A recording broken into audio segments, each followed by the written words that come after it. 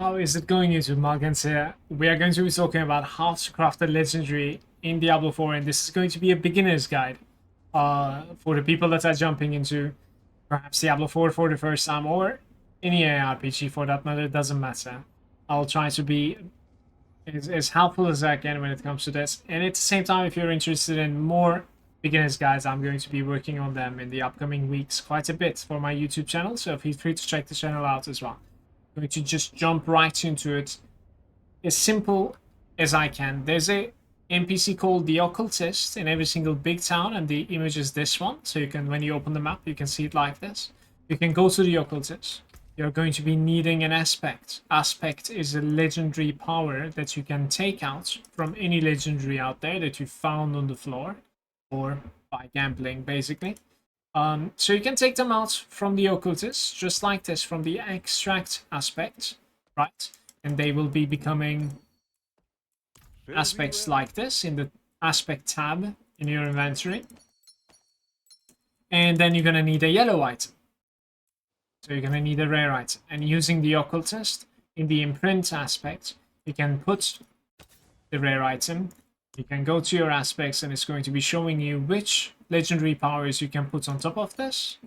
And then it's going to be basically making the legendary right outside over there. So this is the simplest way to explain, but now let's delve into a little bit more information about like legendaries and how the itemization is working in this game, if you would like to take along. So most of the time in the early game, let's say around like level 40 and below, most of the time the legendaries that are going to be dropping on the floor, they might actually end up being upgrades, direct upgrades for you. And there's nothing wrong with like, you know, wearing them as an upgrade. But I would like you to pay attention to the legendaries, not only for them being upgrades, but even you know, in the early game, but also their roles. So I would like you to like basically mouse over the legendary and see if it's actually a maximum role. What that means is that like you gain 0.50% out of 0.25, 0.50% increased armor for 4 seconds. So this is a maximum roll, because within the brackets to show you the range is from 0.25 to 0.50, and in my case it was 0.50. So just because of this reason, I immediately know that like my legendary managed to roll the maximum on the aspect. So this means that like even if the legendary is not a direct upgrade for me, it is still a valuable item for me, because I can come to the Occultist and I can extract this legendary aspect for later use.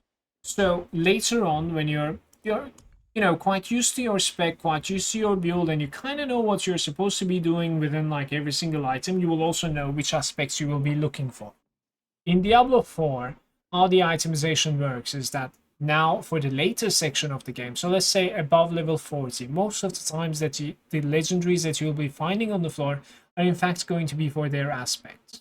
It's going to be very, very unlikely for you to find an upgrade that's going to be just dropping on the floor as a legendary and you'll be like, wow, that's a crazy item, let me just wear this immediately. Most of the time you don't even want it to happen that way, simply because the Occultist is also capable of doing something else. He's capable of enchanting an item. An enchant is basically re-rolling a single effects. I don't know if you have played Diablo 3, but Diablo 3 was capable of doing this as well. So in this case, if you look at this necklace, which is a very, very good necklace for a sorcerer, it's not the best because like it has thorns and it has strength. So these two are not necessarily like the best things. I guess my camera is right in the middle of this thing. Let me just move that really quickly. So we would need to in fact like enchant or reroll one of these affixes for this necklace to become a little bit better for me. So the same thing can be said for like almost every single item in the game. There's going to be an affix that is either not the best roll, or it's going to be a completely bad affix that you would rather like have something else in that slot. So when you're looking at the items, so I'm talking about rare items now, just remember that this guy, the Occultist, is capable of re-rolling one of the stats. So you're capable of putting that like one missing stat also in there. So consider that Now, why are we caring about this is that like rerolling a legendary is not the best because it becomes very, very expensive. Pay attention to the price over here is 58,000 and it's asking for a Forgotten Soul and 13 Veiled Crystals here. Now, let's put this legendary over here. It asks an extra fiend rose on top of everything, and it asks 100,000 more gold. And this is the first shop. Exponentially, it's going to be increasing every time as well. If I cannot hit the effects that I would like to have on it, the legendary will be asking even more gold on the second roll than what the rare item would be asking. So therefore, you want to find a rare item, you want to enchant it first before making it the legendary. And then since that item technically is a very, very good item now that you would like to use, now you're capable of like putting that in a maximum rolled legendary power of your choosing. Now, this is the next point that I want to make. It is very important that you want to have some sort of like a plan in your head when it comes to, okay, for the helm, I would like to have either this legendary power or that legendary power. Now, this makes it a little bit simpler. Every single guide that you're going to be checking out, if they're good guides, they will be telling you for the helm, you should go for this legendary power or aspect, I should say. For the weapons, or if you have multiple weapons, such as Barbarian, you know, for the slashing weapon, you should go for this. For the dual wielding guys, you should go for this. For the rogues, bow should be going for this legendary power, etc. And you will sort of have like a map in your, you know, when it comes to like which legendary power should be going where. So just because of this reason, it will be almost impossible for you to find that legendary item that is not only good at fixes, but also the right legendary power on that item. On top of that, it's maximum roll.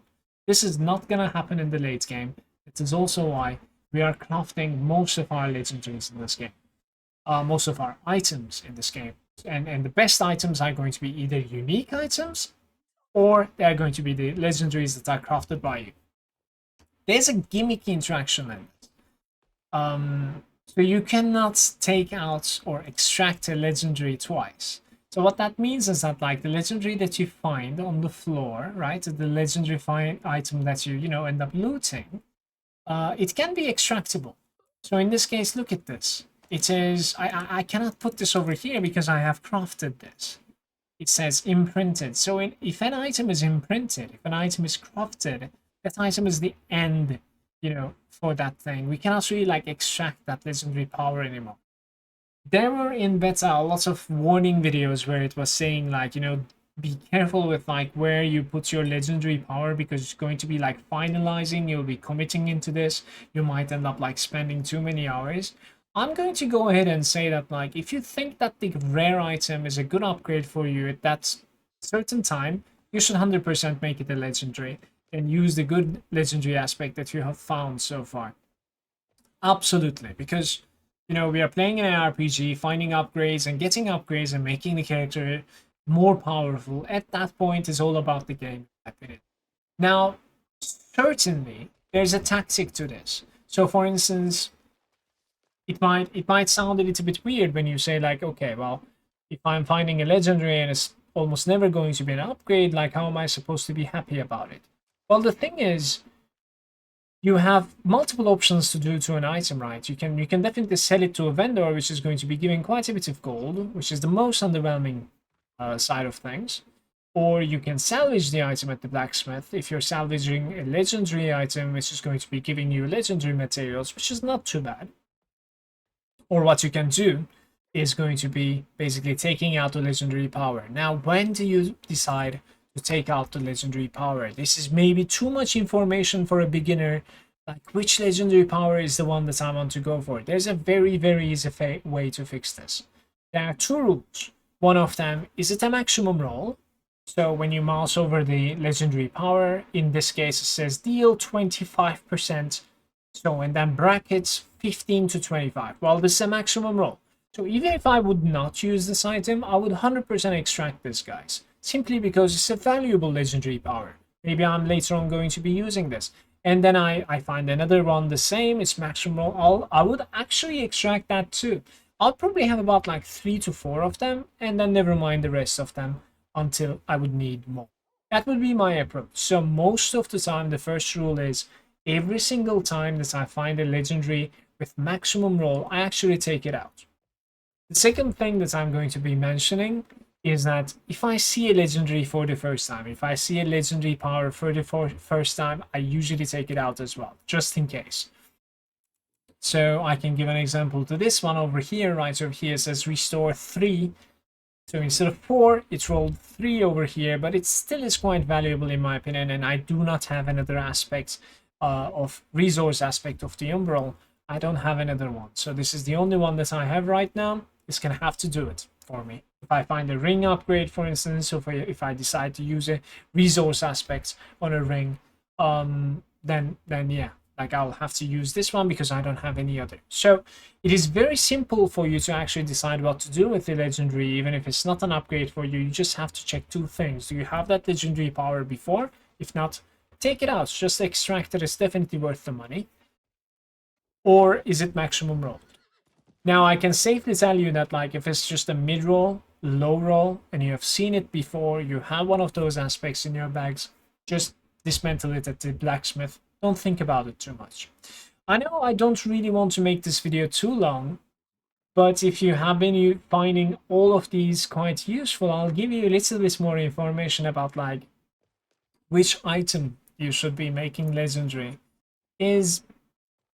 I should basically tell you to just check the item levels a little bit here and there, like what item levels you're capable of finding at the level that you're in, and then check the item levels of the equipment that you're using. So in this case, I can mouse over my let's not use the unique as an example.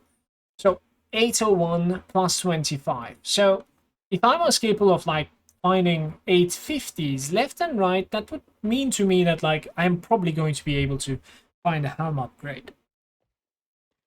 And that would also mean that, like, I probably shouldn't be using an 810 as an upgrade either. So perhaps, like, I should wait a little bit. When it comes to armor, it's a little bit, especially when it comes to accessory, it's a little bit less of a impact, the item power. The most impact is the weapon. That's the general tip that I can give you. The most important thing is that, like, you end up using a very, very high item power weapon at all times. So when you're approaching to a weapon and finding a weapon upgrade, you should definitely try to find the most item power that you can, and then, you know, upgrade it the most as well, because it's going to be literally giving you the most amount of DPS no matter what the affixes are. And then from there, you should take it to the enchanting on the occultist, roll the enchanting, and then afterwards, yeah, craft it into a legendary. Thank you so much for watching. I'm going to be seeing you next time. Peace out, YouTube.